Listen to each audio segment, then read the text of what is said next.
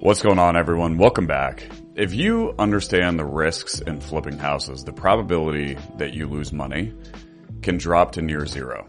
The problem I continue to see is there is a fundamental lack of understanding of risk when people get in, and that is the underlying root cause of how people get themselves in trouble. And so a substitute of having to memorize all of the minute details that you need to do to ensure that you don't lose money. And for example, these minute details are, have 3 contractor bids, vet the contractor to make sure that they've done the exact job that you're hiring them for, don't advance any money. And while all of these tactics are important, if you understand fundamentally the risks, then you don't have to necessarily memorize all those things. You can just have the fundamental understanding and act accordingly. So after I continue to see these issues repeatedly pop up in the community that I'm in, I put together and really thought about the fundamental risks in flipping and how I could package them in a way that's easy to understand. And what I came up with is there's 3 fundamental risks when you're flipping houses. There's financial risk, contractor risk, and asset risk. And I'm going to dive into each of them and explain why they're important and what it is that you can do to mitigate all 3 of those risks. But first, who am I? My name is Ryan Rice. I'm a full-time real estate investor. I flipped a whole bunch of houses and have unfortunately gotten some scars from learning the hard way what all of these risks are. And so I'm qualified to speak about them just because of the experience, and I'm going to share as much as I can with the hopes that it helps you make more money and prevent you from losing money in the future. So the first type of risk is financial risk. What do I mean by financial risk? If you are flipping houses with other people's money and you have very little savings and earnings to your name, you are going to have a significantly higher financial risk than if you have a whole bunch of money in the bank and you're flipping houses with other people's money. The reason is because if something goes wrong and you have very little reserves in your personal bank account, then you don't have the ability to put any money into the project, and you're going to have to source money elsewhere, or worst case scenario, you're going to have to give the house back to the bank and go through a foreclosure. And if you're signing a personal guarantee, which in most cases you are, you may have to declare bankruptcy, which is going to be a big issue. And so understanding fundamentally where you fall on that financial risk spectrum is really important because it can help guide which actions you take when you're trying to get your first flip. And so how do you minimize financial risk? If you have little money in the bank and you want to flip houses, what do? Well, if you have very high financial risk, then the next 2 risks that I'm talking about, contractor and asset risk, become exponentially more important because those 2 risks and you mitigating those 2, you have control over mitigating those 2. And doing so is going to make or break your deal. Now, a fundamental law of investing that Uncle Warren says this, Warren Buffett, for those of you who don't know who Uncle Warren is, the number 1 rule in investing is don't lose money. And so even if you have a bunch of money in the bank, you don't want to lackadaisically get into flipping houses and ignore the other 2 risks. But your risk is going to be significantly lower if you have a bunch of reserves, because the worst case scenario, you can put your own money into the deal and you lose some of your own money. And losing some of your own money is not as bad as not having any money to lose and getting into a bad deal. But you have to absolutely understand when you get into flipping houses and you're taking on lenders, it is very likely that your lenders are going to ask you for a personal guarantee, which means if the deal goes south, they come after all of your personal assets. And I've seen way too many people who didn't understand that on the front end get into some problems, and as a result, they have to declare bankruptcy, and that is not good. So obviously, if you understand those fundamental facts in the beginning, then it can help guide your actions going forward, because you are going to take different actions if you understand those fundamentals than if you didn't understand those fundamentals. And look, if you're listening and you're like, wow, Ryan, super groundbreaking. If you have less money in the bank, it is more risky. Well, I know it sounds like a duh, but there are so many people out there who aren't understanding it. And so I want to break this down into the simplest possible terms. The second fundamental risk is contractor risk. What do I mean by contractor risk? And I could probably also call this just construction risk, because the reason why I see a lot of people get into issues is because they don't really have much construction knowledge or experience, and they rely on a contractor for that knowledge and experience, and the contractor fails them. So what is contractor risk? Very simply, it is hiring the right person for the job who's not going to steal your money, that has experience doing the job that you're hiring them for. Obviously, if you hire the right person with experience doing the job, your project is going to be less risky than if you hire someone without experience that has never done that type of flip, and you're advancing money to the contractor.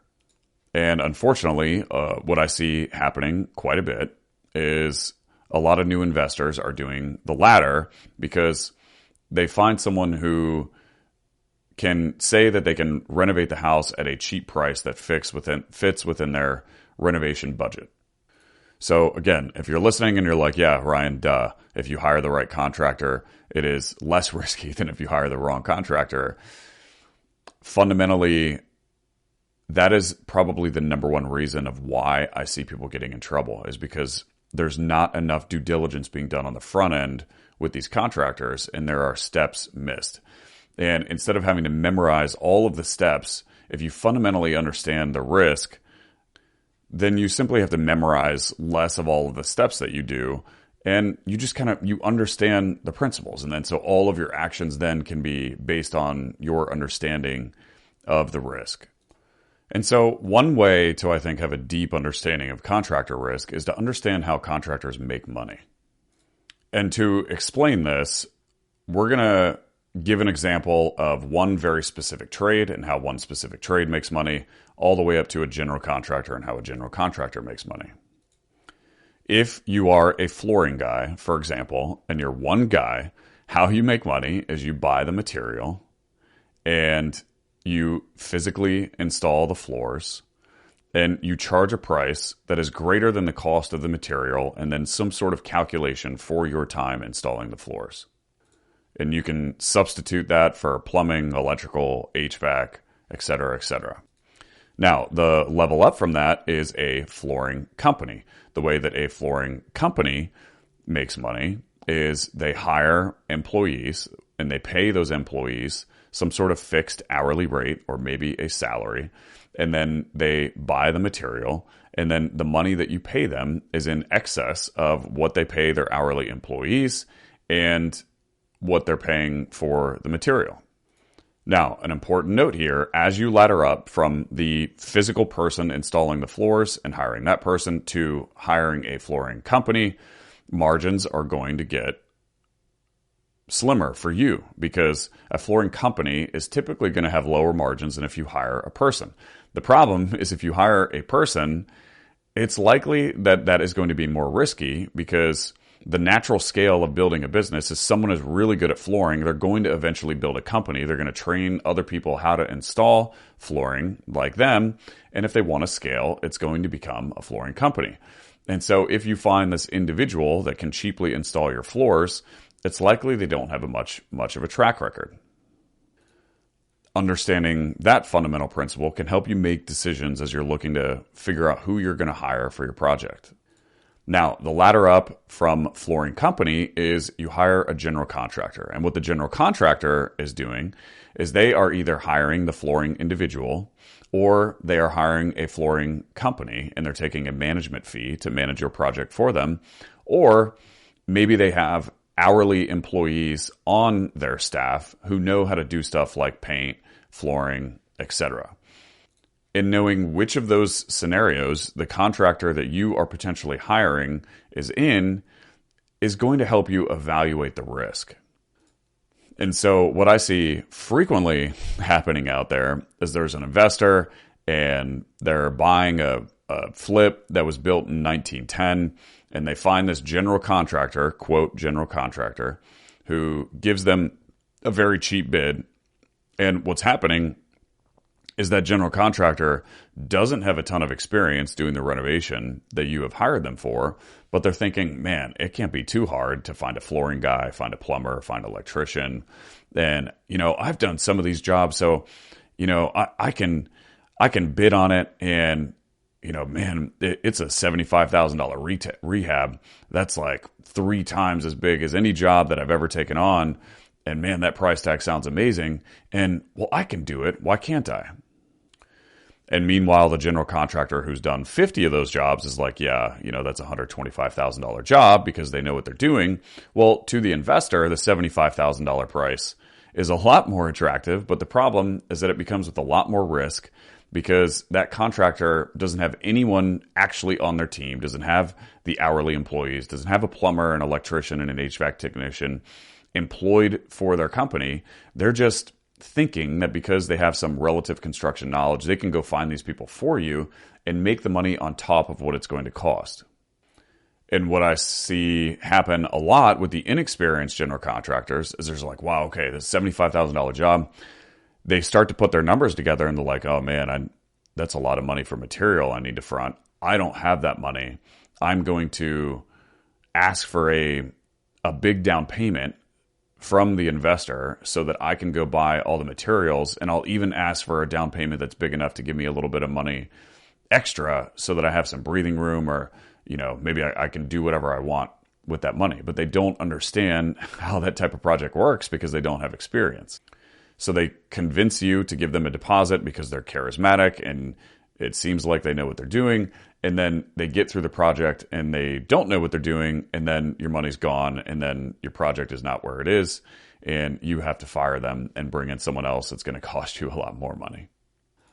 Now, the reason why this is difficult is because on the other end of the spectrum, if there is a general contractor out there who has done 50 of those jobs and their business model is to charge a down payment because, let's be real, if I was a general contractor and take it to the hypothetical extreme, I'm scaling my business to the max. What's going to be best for my cash flow is to not come out of my own pocket to buy materials for my jobs. And so I'm going to elicit deposits. Now, the reason why it's difficult, and a lot of flipping gurus will teach, well, don't give any money up front, is because the majority of them are for the former scenario. The scenario where someone doesn't know what they're doing and they ask for money up front so that they can, quote, buy material and then also have a, quote, padding. But then they figure out they don't know what they're doing. And so it's difficult as an investor. Well, which one is it? Is it the GC with a ton of experience, or is it the GC without a ton of experience? And what I've learned is I hired a general contractor, for example, that was in the category of they have done actually hundreds and hundreds of that exact same job that I hired them for, but they had proof. I was able to reach out to the community that this contractor was in, and I literally had 10 people like, oh yeah, if there was one contractor I would trust giving X amount of money up front, it would be this person. But don't do that to anyone else, right? I found examples of like 10 plus people who said that, and he was able to just very easily show like, hey, yeah, here are the million jobs that I've recently done. And the problem is, what I see a lot of investors doing is, they hire the contractor that's less experienced and they've done like a kitchen and bath remodel, and they show pictures and be like, yeah, see, it looks really good, but they're not reaching out to the community, and there's not 10 plus people saying, oh yeah, I would absolutely trust this person with my second child. Feel free to give them a deposit. Everything's going to be fine. But because the contractor shows them a couple, kitchen and bath remodels, they're like, yeah, it seems like they know what they're doing. And okay, yeah, I understand you need money for material costs, so I'll give you some money up front. And then, shit hits the fan and that money is all gone and the investor loses money. And so what do you do with this information? Well, if you understand how contractors make money and the ladder that I just went through, one thing is you could just ask the contractor, right? Do you have full-time plumbers, electricians, HVACs on your staff? What type of projects have you recently done? If you're hiring someone for a full gut, how many full gut rehabs have you completed? And then ask to go talk to the people that have hired that contractor for those full gut rehabs. But understanding whether or not they're in the camp of, okay, I have a large general contracting company who has full-time employees and I have a lot of tradesperson that are on staff, or understanding if it's just someone who thinks they can hire all of those trades and then make money on top, but they actually have no idea what they're doing. And if you understand the principles that I just went through of how contractors make money, well, you don't need me to tell you the exact questions to go ask the contractor. You just understand how they make money and what all of the scenarios are. And then you can use those principles to go guide the conversations that you need to have with the people that you are potentially hiring. And I'll close out by saying, keep this in mind. If I don't have many skills and I need to make money, it is low-skilled labor to figure out how to go install flooring, how to go install drywall. And so, and I don't say that to put down that type of labor. The point I'm making is simply anyone who doesn't have a ton of skills can go attempt to make money doing that type of labor. And what a lot of new investors are doing are hiring anyone off the street that are trying to, quote, get their foot in the door or get some experience, and they are learning on your dime. And so use what I just told you about how they make money to interview and ask the contractor the right questions so that you can evaluate the level of risk that you're taking on by hiring that person. And to tie this contractor risk into the first risk of financial risk, if you have very little money to your name and very little reserves and you're trying to flip houses, this bucket of contractor risk becomes exponentially more important. And even more important if you have very little construction knowledge yourself. So if you are trying to flip with very little money in the bank and you are not spending significant time vetting your contractor and fully understanding everything that I just went through and talking to as many referrals and getting as much proof as you can, then that you are essentially setting yourself up for a higher risk of failure going forward. If you have hundreds of thousands of dollars in the bank, then it's less risky. You don't want to lose that money, obviously, but if you hire the wrong contractor, you're not going to go bankrupt. And so I would still advise you to spend a significant amount of time in the bucket of contractor risk to prevent you from losing money. But at least if you take on a project and it goes a little underwater or you need to fire a contractor, then you could throw your own cash at it. So you need to understand if you have very little money to your name and you are not spending a significant amount of time in this bucket, you're just setting yourself up for failure. And if you're like, well, Ryan, that sounds like a lot of work. Yeah, welcome to business.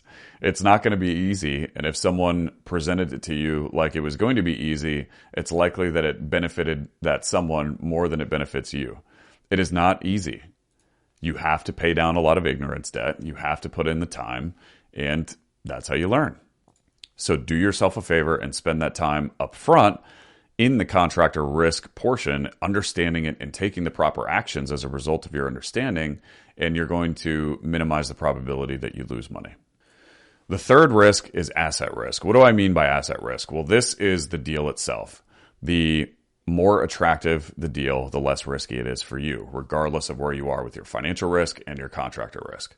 So for example, if you are taking on a house that's built in 1910 and it hasn't been renovated essentially since it was built or since the 50s or whenever the case may be, that is a significantly higher asset than if you were taking on a flip that was built in the 1980s. And because it was built in the 1980s, it has more of the recent code in terms of plumbing, electrical, HVAC, etc. And you can simply do a renovation like a kitchen, bath, flooring, paint, remodel. That's going to be significantly less risky than updating electrical from knob and tube, trying to validate whether or not the floors are level because it's such an old house and it's likely that there was some settling and there's plaster walls and it's going to be a lot more expensive to renovate and deal with those plaster walls. And so if you can simply understand that if it's an older house that is more risky than it's a newer house, then that is going to help you take the right actions. And again, this is you're seeing a theme here. Like, duh, Ryan, the house is older. It's going to be a more complex renovation. The problem is I'm seeing investor after investor not understand it. And so it needs to be covered. And so what do you do with this information? If you understand that if the house is older, there's more risk than if the house is newer, how do you mitigate this risk? And this is where it gets really tricky. If you have high financial risk and you are not spending time in the contractor risk bucket and therefore have higher contractor risk, and you are looking at an old asset, those are all of the stars are aligning not in your favor. So if you have no reserves in the bank, you're not spending a significant amount of time in the contractor bucket, and you're taking on an old asset, that is literally the riskiest flip that you could possibly do. And I would really encourage, especially new investors, try to avoid old houses as much as you can.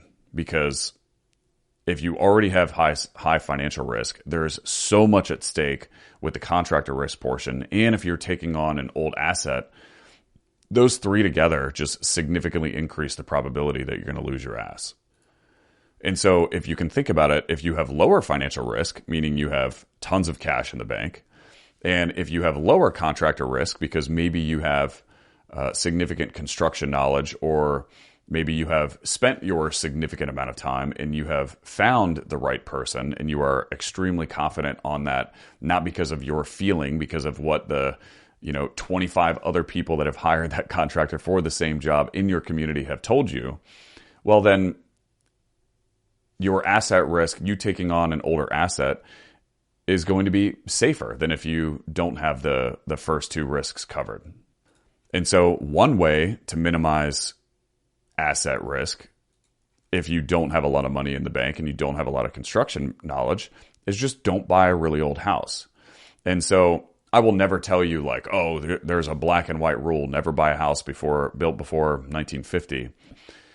That doesn't apply to everyone, because someone might have less financial risk and someone might have less contractor or construction risk. And in that case, it could be appropriate for them to take on an older renovation. But if you have little money in the bank and little construction knowledge, then you may want to consider just not buying a really old property. So there you have it. I think hopefully this 20 minutes or however long I've been talking can help you evaluate your deal in a little bit better of a fashion and set you up to decrease the likelihood that you're going to lose money. And so to recap, there's three fundamental risks: financial risk, contractor risk, and asset risk. And the more risky you are in all of them, the more risky the overall project and the more likelihood it is that you lose a significant amount of money. And the less risky it is that you are in those three buckets, then the more likelihood that the project is going to go well. So listen to this again if you have to. Make sure that you understand these fundamental principles, because if you do, then I think it's easy for you to know what actions that you need to take. You don't need to memorize all these different steps. Do me a favor, if this was helpful, will you send it to another investor who may be in need of hearing it? The number one way that this podcast grows is by you sharing it. And the podcast does continue to grow, and I appreciate all of you who are listening, and it's only growing because of you. So if you know someone who needs to hear this risk message, send this to them. You might be able to help someone make money instead of losing money. And I bet that they would appreciate you for that. So I appreciate you guys listening. Hopefully that was helpful, and I'll see you in the next one. Peace.